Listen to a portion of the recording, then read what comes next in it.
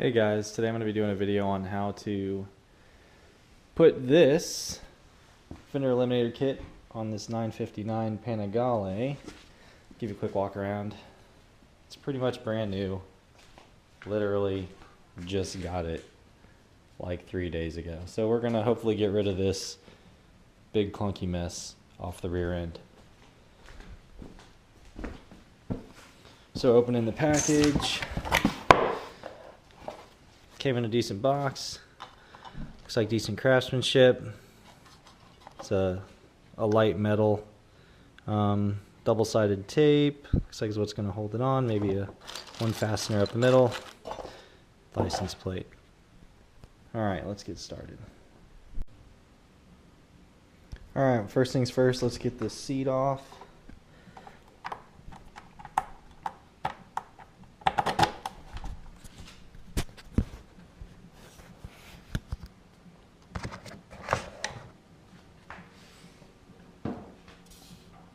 Alright, let's get a look down inside.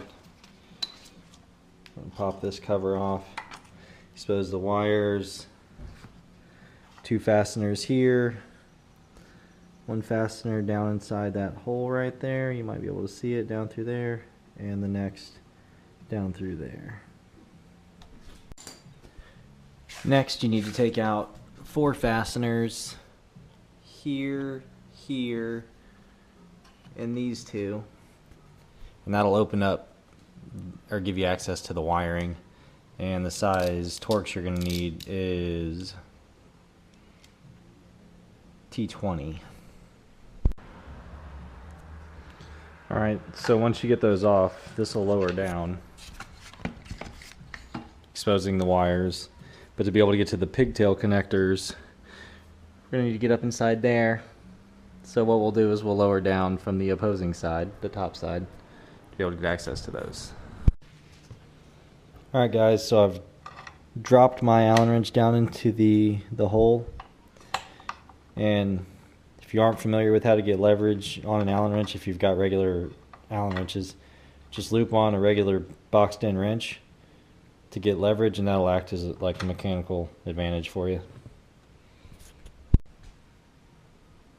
I'm going to go ahead and take the seat off too, just to give us a little bit better access to anything under the bottom side. So once you've got all the screws loose, guys, you leave them in the hole, just kind of give it a little tug, and that'll flex it off. And then you can see the pigtail connectors in there. They all just pop out. Pretty simple stuff. Just depress the tabs and slide them apart. And yeah, comes right apart. Mine's new, so everything's relatively clean other than it was raining yesterday, so got a little muddy, but if yours have been on there for a while, you might have to give it a little persuasion with a screwdriver or something. So to be able to mount the new license plate frame, we're going to need to remove the 2 larger screws from the passenger pegs, so it'll allow us to fish in the tab between the passenger pegs if you keep them, or if you don't. If you don't, just get rid of them, use shorter screws. Those are provided. Alright guys, so I popped open what was in the hardware. So as you put the frame on, it sits right up on the heat shield for the exhaust. So basically they give you this as a spacer with countersunk screws that sit flush. Rather, let me put them in the right way. They sit flush, and then those mount through your bracket, and then that'll allow you to use basically an extension on the bike. So I'll put it together and show you what it looks like. So here it is assembled, guys. Like I said, it'll mount flush, and then it'll go up behind the pegs. You can see it opened up a little gap. Be just enough to fit it in there. We'll just slide it up, and it might flex it down some, but I think we'll be all right. additionally, it took a T27 Torx and a 13 millimeter to attach it. Well guys, that gap proved to be not enough. So there are 2 more screws right up in there that are going to have to come out just a little bit so we can squeeze in our spacer.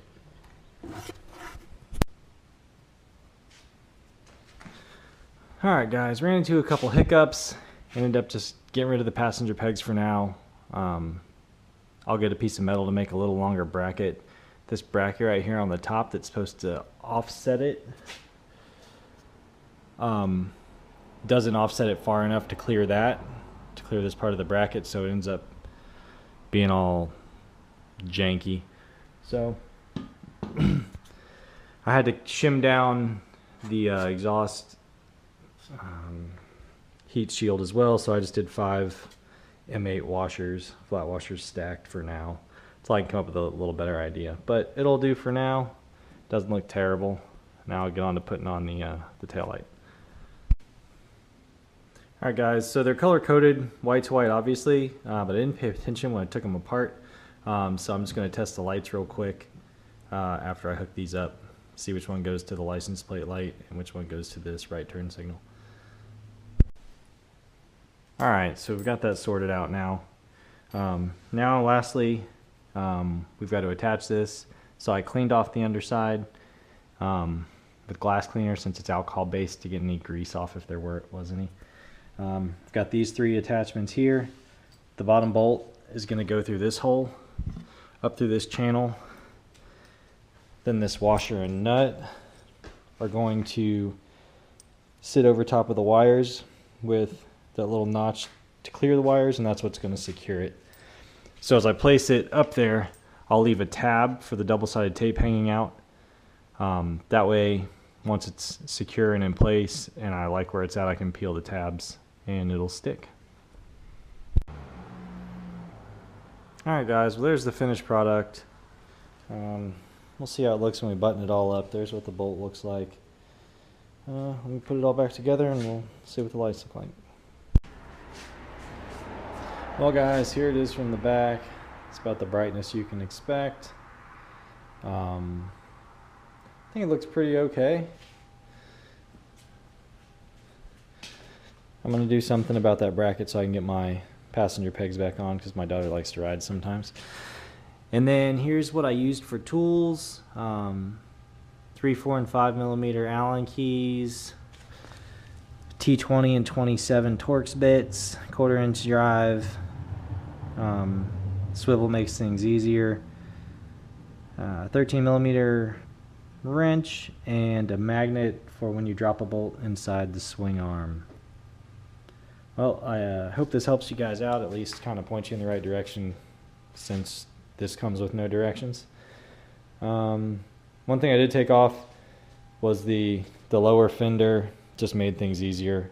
I didn't show it in the video, but you guys can deduce that on your own. Alright, well, hope everybody has fun. Safe riding.